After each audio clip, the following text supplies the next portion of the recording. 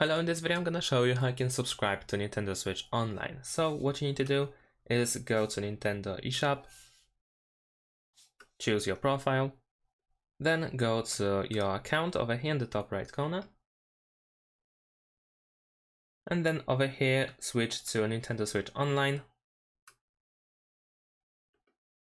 and then on the right side we have the membership options. So let's do that. Over here you can choose the membership details, you can choose individual membership or family membership. I'm gonna choose individual membership in my case. And then over here you can choose the duration. So you can even choose the 7-day free trial if you want to, or you can choose 1 month, 3 months, or whole year. I'm gonna choose free trial in my case.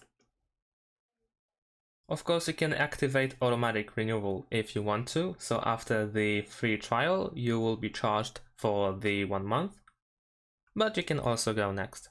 And then you can start the free trial. And that's pretty much it. Now we have the Nintendo Switch Online, at least for 7 days in my case, since I use the free trial. Back in the account information, you will also find the expiry date. And that's it, thanks for watching, leave a like and subscribe to my channel, and see you in my next videos, bye!